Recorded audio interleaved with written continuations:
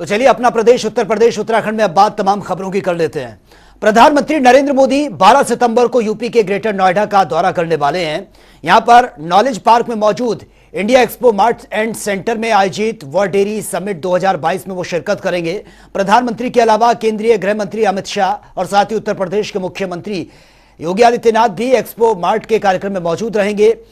और साथ ही आपको बता दें कि सीएम योगी इस दौरे के दौरान वो तैयारियों को लेकर यहां पर जोरों शोरों से तैयारियां चल रही हैं। जिला सुहास एलवाई के साथ पुलिस आयुक्त, मंडल आयुक्त और संयुक्त पुलिस आयुक्त की निगरानी में तैयारियां इस वक्त चल रही हैं। वहीं सुरक्षा के लिहाज से 1000 से ज्यादा पुलिसकर्मियों को तैनात यहां पर किया जाएगा। समिट में विदेशी मेहमानों के शामिल होने की भी खबर है। विदेशी मेहमान भी इसमें शामिल होंगे। ऐसे में सुरक्षा में कोई चूक ना हो, इसकी पूरी तैयारी की जा रही है। तो कुल मिलाकर 12 सितंबर को एक्सपो मार्ट पूरी तरह से छावनी में तब्दील हो जाएगा। ड्रोन से सुरक्षा व्यवस्था की निगरानी रखी जाएगी और परिचौक, चौकी और आसपास के क्षेत्रों में पुलिस फोर्स पर्याप्त संख्या में तैनात भी रहेगी।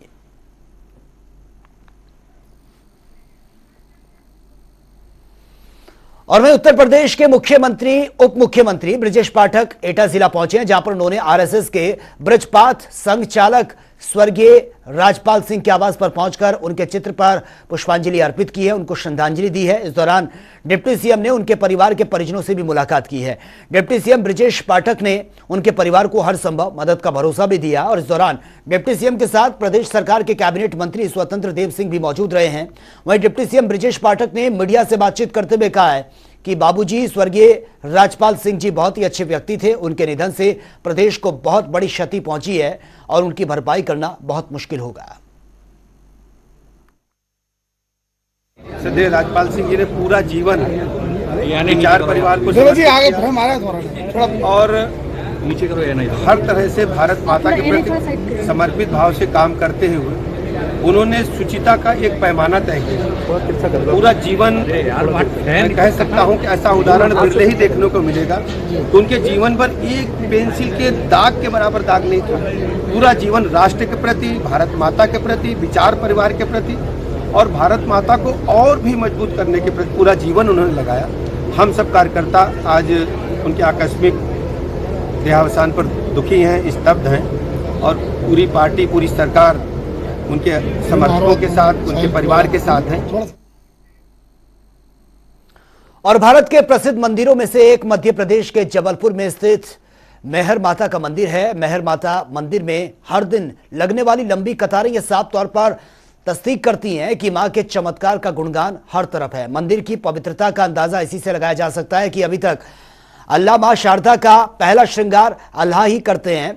और कहा जाता है कि जब ब्रह्म मुहूर्त में मां के कपाट खुलते हैं तो वहां पर पूजा भी हुई होती है। मेहर माता मंदिर के महंत पंडित देवी प्रसाद जी ने जनता टीवी से भी खास बातचीत की है। क्या कुछ उन्होंने कहा वो सुन लेते हैं। इस वक्त हमारे साथ मेहर माता मंदिर के महंत हैं देवी प्रसाद पांडे जी, उनसे ही हम बातचीत करेंगे। पांडे जी, आज आपका लखनऊ में आगमन हुआ है, हम जानना चाहेंगे माता की महिमा को आपके शब्दों में। नेति नेति कहे वेद पुकारा, शारद महिमा को नहीं जाना, ब्रह्मा न जाना, विष्णु न जाना, न जाना होगा वरदानी शिव ने। महिमा तो कोई नहीं जानता, पर जिस रूप में मां शारदा 51 शक्तिपीठों में अनेक जगह विराजमान है। आप वैष्णो देवी देख रहे हैं, विंध्यवासिनी देख रहे हैं, अनेक जगह ऐसे मां शारदा भी मध्य प्रदेश में जबलपुर के पास जिला सतना है, वहाँ पर मां विराजमान है। स्वयंभू मूर्ति कही जाती है। 1000 वर्ष का शिलालेख भैरव के बगल से रखा है। हमारे पूर्व में 4 पीढ़ी हो गई। चौथी गद्दी में था, 5वीं में पवन कुमार पांडे शास्त्री बड़ा पुत्र तैयार हुआ है और चौथी गद्दी में था 2 पूर्वज हुए। तो माँ की महिमा तो बढ़ना नहीं, पर मैंने जो देखा कि माता जी से अगर हमने अपने भक्ति करके लाखों लोग जाते तो सबकी क्यों होगी पूर्ण आपदा। पर यम चिंता कमम तम तम प्राप्त होती निश्चितम। आप जो कामना करेंगे भक्ति के साथ, आस्था के साथ, श्रद्धा, भावना और विश्वास का निश्चित आपको पूर्ण होंगे। तो मैंने पूर्ण होते देखा, सुना नहीं, अंधों को आंख दिया, मौजूद है ग्वालियर में, पोस्ट मास्टर मौजूद है। और इसे बादशाहों के नैन कितने पुत्र जी, मैं और नहीं कुछ मैं नहीं करता, मैं तो दृष्टि देखता था। और कोलियों की काया को निर्मल किया, कितने भक्तों की इच्छाओं को पूर्ण कर दी। उस समय से जब 50 लोग दिन में आते थे, आज 50 से और 1 लाख रोज जाते हैं। ख्याति बढ़ती चाहिए, कामनाएं पूर्ण होती गई। जैसे जैसे आपकी श्रद्धा और भावना, आस्था बढ़ते हैं, भगवती वो हाई है, देवता वही बन नहीं, हर देवता मौजूद है, पर देखने की हमारे पास दृष्टि नहीं है। पर फिर भी स्वप्न में आते हैं, दिखाई देते हैं और बात करते हैं, समझाते भी हैं और कुछ देते भी हैं और जागृति में मिल भी जाता है। और महंत जी, मैहर देवी की महिमा की तो हम लोग तमाम गाथाएं सुनते हैं, लेकिन एक सवाल और भी उठता है रहस्य से जुड़ा। माना जाता है कि रात में जब कपाट को बंद किया जाता है तो अचानक से पूजा की आवाज सुनाई देती है और आरती की गूंज सुनाई देती है। क्या इसमें क्या सच्चाई है? 40 सालों में एक बार मैंने जरूर देखा। मैं माँ के आमने सामने रात के 12 बजे से 2-3 बजे तक बैठा रहता था। अचानक मंदिर के घंटे पीछे बजे, माता जी हमारा आमना सामना था, पीछे घंटे लगे बज रहे थे। मैंने माला पुस्तक रखी और पीछे मुड़ के देखा, कोई आदमी मुझे बिल्कुल नहीं दिखाई दिया। मैं पूरा मंदिर हुआ, पर पता नहीं लगा किसने बजाया। खैर कोई बात नहीं। एक दिन के बाद पट वहाँ अंदर सफाई हो जाती। मैं जैसे ही पट खोला तो एक फूल माँ के पास से नीला कमल के समान गिरा। उसे मैंने ऐसा फूल कभी नहीं देखा, तो रख लिया मैंने। और जब माँ के वस्त्र बजे तो दूसरा फूल फिर आता है, छीना पड़ता था। एक ही भक्त था, वो हमारा फूल आपने 2 बार रखा। हाँ, वो एक हमारे लिए आपके, एक उसको दिया। लेकिन जिसको बताता फिर बताता, नोच लिया, खा लिया, ताबीज बना लिया, फूल तो पर एक फूल 35 वर्ष बाद मेरे पास सीधा उसमें कांच में मार रखा, 35 साल पहले मिला था। ऐसा लगता मैंने आरा तो नहीं देखा, पर फूल चढ़ाने वाले जरूर 2 बत्ती, वहाँ कोई जाता नहीं, माँ के कंधे 2 आधी जली बत्ती थी। जरूर कोई आता है अपनी श्रद्धा जरूर चाहता है। आरा को तो मैंने नहीं देखा और न कभी देखने की इच्छा हुई। अब एक को देखना है, माँ दिखता है तो अब नहीं दिखती, तेरी मर्जी। पर 2 को हृदय एक है, मन एक है, 2 कहाँ समाएंगे? मान जी, एक आखिरी मेरा सवाल है। माना जाता है कि भक्त जो है वो उनके कायल हैं मैहर माता के, लेकिन सवाल साथ में ये भी खड़ा होता है कि जो उन्होंने मंदिर की जिसने खोज की थी आला जी, वो सबसे पहला श्रृंगार सुबह का करते हैं। क्या इसमें सच्चाई है? झूठा है, तो ये एक बार में श्रृंगार भी नहीं, बस फूल जरूर बेचती तो चाह देगा। हम तो इसको 40 साल एक बार में रहेगी, आला पूजा किया चाहो। ये लोगों की भीमा, मैं बेटी 40 साल, अब माँ के चलो मरा, लेकिन हाँ फूल जरूर मानते हो। और 1 घंटा ये थे महंत मैहर माता मंदिर के महंत है पंडित देवी प्रसाद जी। आप देख सकते हैं नारे की गूंज साफ तौर से सुनाई दे रही है कि किस तरीके से मैहर माता के मंदिर के जो महंत हैं उनके किस तरीके से कायल हैं। फिलहाल ये जो आप देख रहे हैं ये शक्तिपीठ के महंत हैं। इनका साफ तौर पे कहना है कि देखिए वहाँ की जो माया है वो अपरंपार है, उसको शब्दों में समेटना मुश्किल है। आपने सुना महंत जी को, उनका ये भी कि कहना था रहस्य सिर्फ एक नहीं कई है, वो रहस्य नहीं बल्कि आला जी तो अमृत का वरदान उनको प्राप्त था और यही उनकी सच्चाई है। ग्राम रियाज के साथ में जयसिंह, जनता टीवी, लखनऊ। और वाराणसी के ज्ञानव्यापी श्रृंगार गौरी मामले पर कल 12 सितंबर को फैसला आएगा। ज्ञानव्यापी श्रृंगार गौरी केस में वाराणसी की जिला अदालत मुकदमे की पोषणीयता यानी कि मुकदमा चलने योग्य है या फिर नहीं है, इस बात पर फैसला सुनाएगी। और फैसला आने से पहले वाराणसी का प्रशासन पूरी तरह से अलर्ट हो गया है और आज वाराणसी कमिश्नर की सुरक्षा जो है वो समीक्षा को लेकर बाकायदा बैठक भी की गई और इस बैठक में कानून व्यवस्था की चुनौतियों से निपटने को लेकर तैयारियों पर चर्चा हुई है। बैठक में सभी धर्मगुरुओं एवं महत्वपूर्ण व्यक्तियों के साथ साथ संवाद स्थापित करने के निर्देश दिए गए हैं। पूरे कमिश्नरेट एरिया में धारा 144 भी लागू कर दी गई है और इसी के साथ ही संवेदनशील इलाकों में एरिया डोमिनेशन के तहत ही फ्लैग मार्च और फुट पेट्रोलियम के निर्देश दिए गए हैं। और साथ ही आपको यह भी बता दें कि ज्ञानव्यापी श्रृंगार गौरी मामले को लेकर वाराणसी में पूरी तरह से सुरक्षा के चाक चौबंद प्रबंध कर दिए गए हैं। वाराणसी कमिश्नरेट में कल न्यायालय के द्वारा एक महत्वपूर्ण मामले में निर्णय सुनाए जाने की संभावना के दृष्टिगत आज सभी वरिष्ठ अधिकारियों के साथ, जिसमें एसएचओस, एसीपीस, एडिशनल डीसीपीस और डीसीपीस सारे अधिकारी प्रतिभाग किए थे, उन्हें संवेदित किया गया है। धारा 144 सीआरपीसी के आदेश निर्गत कर दिए गए हैं। प्रत्येक क्यूआरटी के साथ में एक इंस्पेक्टर रैंक के अधिकारियों को लगाया गया है और हम लोग का प्रयास है कि कानून व्यवस्था की स्थिति किसी भी दशा में आउट ऑफ कंट्रोल ना हो, अक्षुण्ण बनी रहे।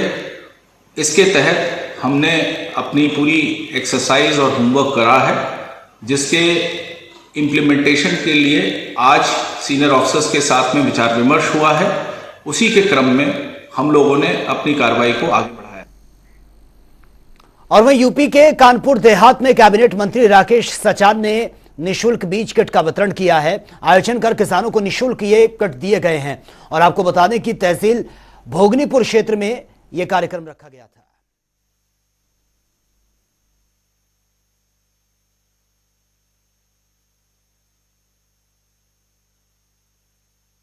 वितरण का कार्यक्रम था। सरकार की तरफ निशुल्क मिनी किट के माध्यम से ये तुरिया का बीज जो है किसानों को दिया गया है, जिसमें उन किसानों को अभी लाभान्वित किया गया है जो अभी बाढ़ में लोगों की फसलें डूब गई थी। जो यमुना के किनारे तराई बेल्ट में के गांव थे, उन्हीं लोगों को ये बीज उपलब्ध कराया।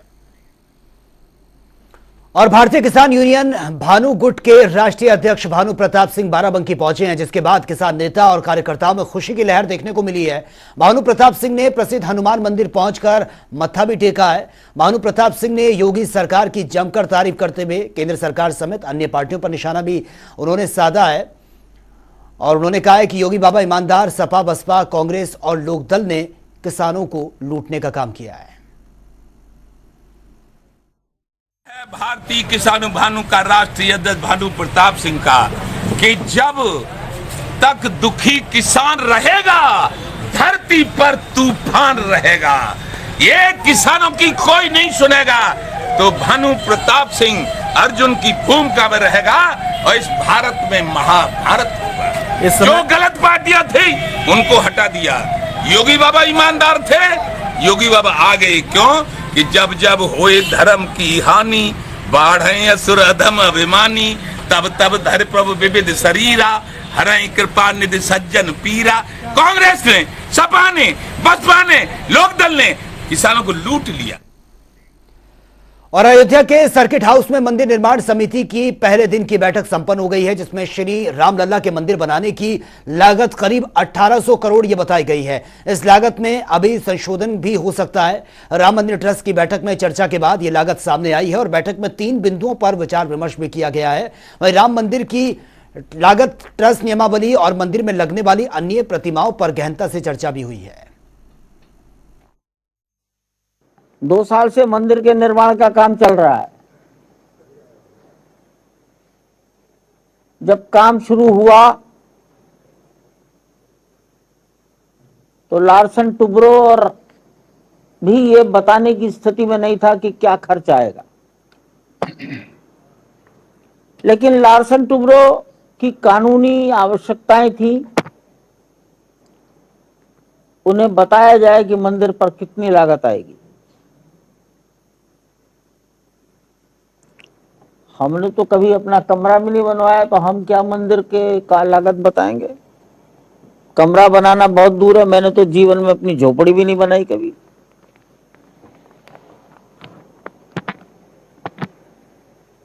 उनको लिखकर दे दिया गया, हो सकता है मंदिर में 400 करोड़ रुपए खर्च हो जाए। लेकिन जब काम शुरू हुआ तो समझ में आया कि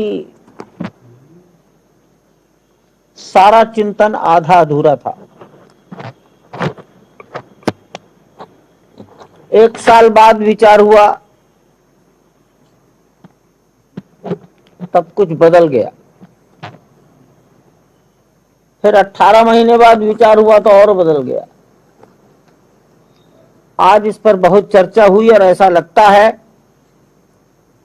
कि शायद मंदिर के काम पर, अन्य बातें नहीं, और इसमें भी हो सकता है दोबारा कुछ संशोधन हो जाए कि मंदिर पर 1800 करोड़ रुपया खर्च आ सकता है।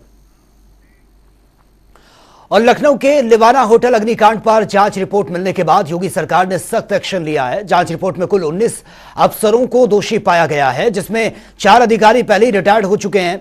और हालांकि रिटायर्ड दोषियों के खिलाफ नियम के तहत कार्रवाई की जाएगी। दोषियों में मामूली अफसर और इंजीनियर इसमें शामिल हैं। और आपको यह भी बता दें कि कई बड़ी मछली दोषी इसमें नहीं पाया गया है किसी को।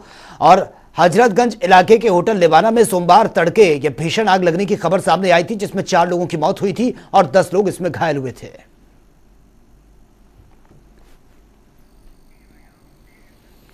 तो चलिए अब बात उत्तराखंड की खबरों की कर लेते हैं। मुख्यमंत्री पुष्कर सिंह धामी ने धारचूला का दौरा किया है। उन्होंने सबसे पहले खोतीला व्यास नगर का हवाई सर्वे भी किया और सर्वे के बाद धारचूला हेलीपैड में उतरने के बाद धारचूला नगर में वो पहुंचे हैं। उन्होंने एलधारा के भूस्खलन से हुए नुकसान का जायजा लिया है। जायजा लेने के बाद सीएम धामी ने अधिकारियों के साथ बकायदा बैठक की है, जिसमें उन्होंने जरूरी दिशा निर्देश भी दिए हैं। सीएम ने आपदा से हुए नुकसान की भरपाई के लिए प्रस्ताव तैयार करने के निर्देश दिए हैं। इसके बाद सीएम ने स्वर्गीय जवाहर सिंह नबियाल स्पोर्ट्स स्टेडियम वो पहुंचे हैं, जहां पर उन्होंने आपदा प्रभावितों से भेंट भी की है। मैं माननीय मुख्यमंत्री जी का बहुत आभारी हूं, जो उन्होंने हमारे जवानों की ग्रेड पे की समस्या का समाधान किया है। मैं आप सबको बताना चाहूँगा कि उत्तराखंड पुलिस में 17,500 पद कांस्टेबल रैंक के हैं, 3440 हेड कांस्टेबल के हैं और एसआई के 1980 के करीब पद हैं, जिनमें से आधे प्रमोशन से होंगे, सीनियरिटी से, आधा डायरेक्ट रिक्रूटमेंट है। इस तरह इन लोगों पे प्रमोशन के बहुत ही कम एवेन्यू होते थे और हमारे पास सिपाही को हेड कांस्टेबल बनने में 20 से ज़्यादा साल लग जाते थे और एसआई तो बहुत ही कम लोग बन पाते थे। अब आज के फैसले से माननीय मुख्यमंत्री जी द्वारा जो लिया गया है, 1750 हेड कांस्टेबल के पद बढ़ेंगे तो पदोन्नति का अवसर बढ़ गया। उससे भी बड़ी बात यह है कि 1750 एडिशनल एसआई के पद हैं जो पूरी तरह नए हैं। हेड कांस्टेबल और एसआई के बीच में एक रैंक पैदा हो गया है एडिशनल एसआई का, और ये 1750 सारे पद प्रमोशन के। तो आपको बता दें कि विवेचना के नए विवेचक उपलब्ध होने से विवेचना की गुणवत्ता में सुधार भी आएगा। और उन्होंने कहा है कि मुझे उम्मीद है कि इस निर्णय से सभी कांस्टेबल कम से कम एडिशनल एसआई के पद से सेवानिवृत्त भी होंगे। तो चलिए रुक कर लेते हैं अगली खबर का। देहरादून में चल रहे स्मार्ट सिटी के काम की धीमी रफ्तार के चलते राजपुर विधायक खजान दास बीजेपी से नाराज चल रहे हैं। मीडिया से रूबरू होते वक्त खजान दास ने बताया कि समस्त अधिकारी और सरकार को अवगत कराने के बावजूद स्मार्ट सिटी के कार्यों में तेजी नहीं आ रही है। वहीं राजपुर विधानसभा में 90% काम स्मार्ट सिटी के ही अंतर्गत करवाए जाने हैं और इन अधूरे छूटे कार्यों के चलते जनता और स्थानीय निवासियों को कई परेशानियों का सामना भी करना पड़ता है, जिसके चलते अब विधायक के पास अपनी ही सरकार के खिलाफ धरने पर बैठने के अलावा कोई चारा नहीं बचता है। अगर यदि 25 तारीख तक स्मार्ट सिटी के कार्य प्रणाली में सुधार नहीं किया जाता तो खजान दास अपनी ही सरकार के खिलाफ घंटाघर पर धरने पर बैठेंगे। और साथ ही आपको यह भी बता दें, स्मार्ट सिटी के अंतर्गत सड़क की मरम्मत और डामरीकरण का काम अब पीडब्ल्यूडी को सौंप दिया गया है। का जहां तक सवाल है, माननीय प्रधानमंत्री जी का वो ड्रीम प्रोजेक्ट है और स्मार्ट सिटी के तहत जो भी कार्य है, जो कार्यदायी संस्था है, हम समय समय पर उनको अवगत करवा रहे हैं, क्योंकि जो एक एडवाइजर कमेटी की बैठक होती है उसमें समय समय पर इनको अवगत कराया गया है। किंतु अधिकारी और जो कार्यदायी संस्था के जो मालिक हैं, मुझे नहीं लगता कि उनके कानों में जूं रहेंगे, इसलिए मुझे कहना पड़ा और जनता के हित के लिए अपने विधान, क्योंकि स्मार्ट सिटी का काम अगर देखा जाए तो मेरे विधानसभा में 90% काम स्मार्ट सिटी का हो रहा है। तो मुझे लगता है कि जनता परेशान है, सड़कों में गड्ढे हैं, पता नहीं लग रहा है कि कहां पर काम हुआ कहां पे नहीं। तो इस बात को लेकर के मैंने जरूर कहा है कि यदि 25 तारीख तक आपने अपने कार्य प्रणाली में सुधार नहीं लाया तो मैं जनता के साथ में धरने पर बैठूंगा। और हरिद्वार के पथरी थाना क्षेत्र स्थित फूलगढ़ गांव में हुए शराब कांड का पुलिस ने खुलासा कर दिया है। पथरी थाने में प्रेस वार्ता कर हरिद्वार के एसएसपी योगेंद्र सिंह रावत ने बताया कि कच्ची शराब पीने की वजह से फूलगढ़ निवासी 5 लोगों की मौत की खबर है और इस कांड के मुख्य आरोपी को पुलिस ने गिरफ्तार भी कर लिया है। गिरफ्तार आरोपी नाम इनका विजेंद्र बताया जा रहा है, जो कि फूलगढ़ गांव का ही रहने वाला है। विजेंद्र ने अपनी पत्नी को ग्राम प्रधान का चुनाव जिताने के लिए अपने घर में कच्ची शराब पिलाई थी, जिसे पीने के बाद 5 ग्रामीणों की मौत की खबर है। पुलिस ने विजेंद्र के खेत में दबाई गई 35 लीटर कच्ची शराब से भरी कैन भी बरामद कर ली है।